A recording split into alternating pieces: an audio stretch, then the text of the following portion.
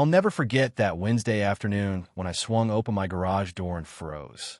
There, in the middle of my neatly organized tools and paint cans, stood a woman I'd never met, her back to me, muttering under her breath as she scribbled on a clipboard. My heart skipped a beat. Who was she, and why was she in my space? I cleared my throat, my voice bouncing off the concrete walls.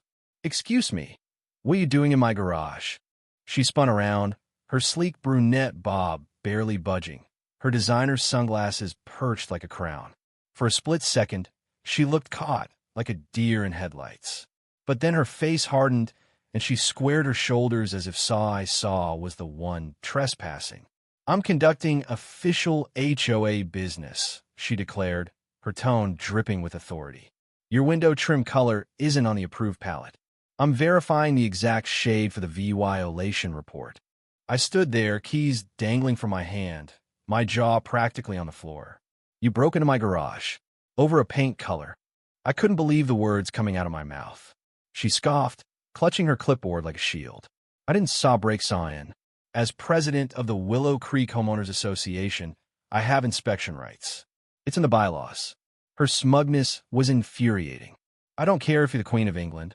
I shot back, my shock turning to anger. "You can't just waltz into someone's home." Her eyes narrowed.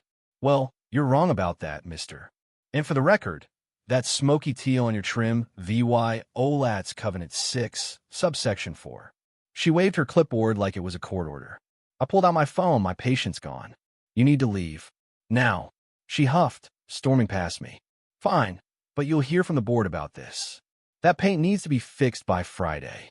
She strutted out, Leah VYing me in my own garage, wondering if I'd stepped into some bizarre reality show. 3 weeks earlier, I'd moved into Willow Creek, a quiet suburban neighborhood with tidy lawns and a community pool that screamed American dream. After years in cramped apartments, I was thrilled to own a home. Sure, there was an HOA, but I thought it just meant no rusty cars or overgrown yards. My first weekend, I decided to spruce up the exterior trim. The old beige was faded, making the house look tired. I picked a subtle smoky teal, classy, neutral, nothing garish. I even double-checked the HOA rules, which only required neutral or earth tones. My color was textbook compliant. Then the notes started.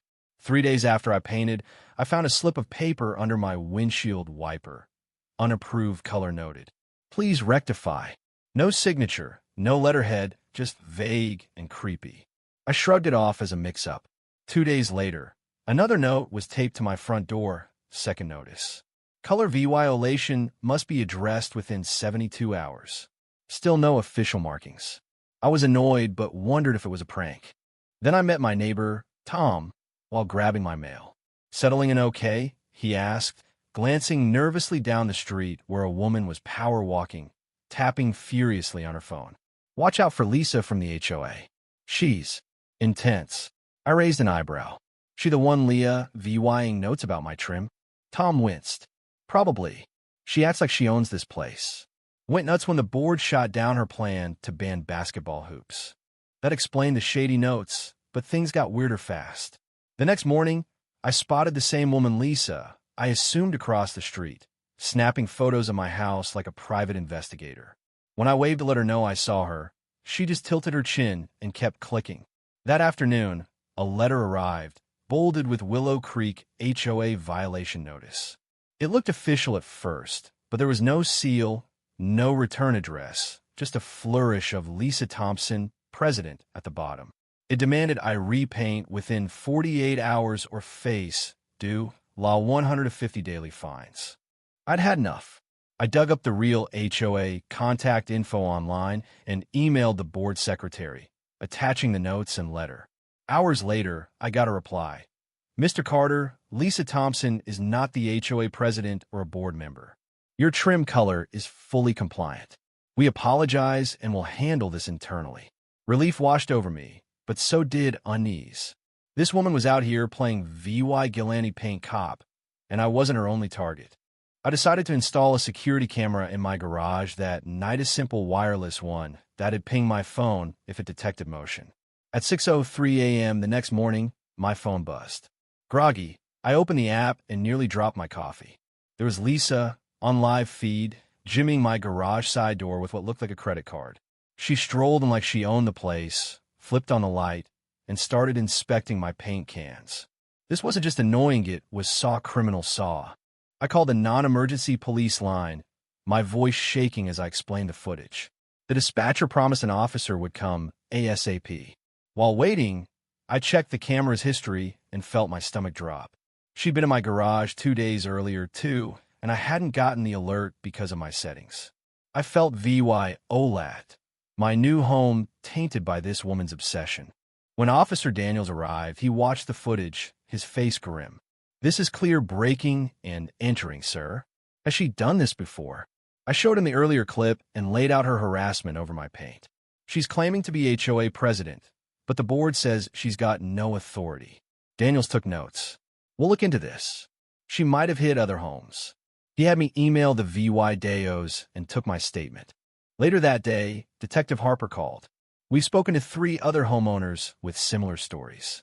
Lisa's been sneaking into garages and backyards, posing as HOA enforcement for months. One family even had their garden gnomes stolen. I was floored. No one reported her. Harper sighed. She targeted new residents who didn't know better, told them it was standard procedure, and they'd be shunned if they complained. Classic intimidation. 2 days later, I was working from home when police cars rolled up to a house down the street Lisa's. From my window, I saw her gesturing wildly, pointing at neighbors' homes, her face red with indignation. When the officers said something maybe that she was under arrest, her voice echoed through the cul-de-sac. "This is outrageous. I have every right to enforce compliance. I've served this community for 15 years. The cops stayed calm, escorting her to their car as neighbors peeked out, watching the neighborhood's self-appointed dictator finally face the music. That evening, Harper updated me. Ms. Thompson's been charged with multiple counts of trespassing, breaking and entering, and impersonating an official. We found confiscated items at her house, wind chimes, holiday decorations, even someone's tacky lawn flamingo. The case moved fast. With overwhelming EVY Denke and more VY Tims coming forward, Lisa took a plea deal.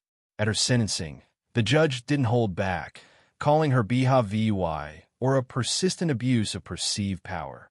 Lisa got 2 years of probation, due law $5,000 in fines, restitution to homeowners, and 200 hours of community VY cleaning public parks far from Willow Creek. She was banned from any HOA role for a decade. When the judge read the terms, her composure cracked. But I was just protecting property values. Someone had to. The judge's reply was ice cold. That someone was never you, Miss Thompson. As she stammered, her perfect facade shattered, I felt a mix of vindication and disbelief. How had one woman's obsession with control spiraled so far? Willow Creek felt lighter after that, like we'd all been freed from an VY Cybele tyrant. But it left me wondering, how many other Lisas are out there, hiding behind clipboards and fake titles, bullying their way into people's lives? What do you think? Did Lisa deserve her punishment? Or was she just a misguided neighbor trying to keep things perfect? Have you ever dealt with an HOA nightmare or a nosy neighbor who went too far? Drop your stories below. Hit that like button if this got your blood boiling, and subscribe for more wild tales.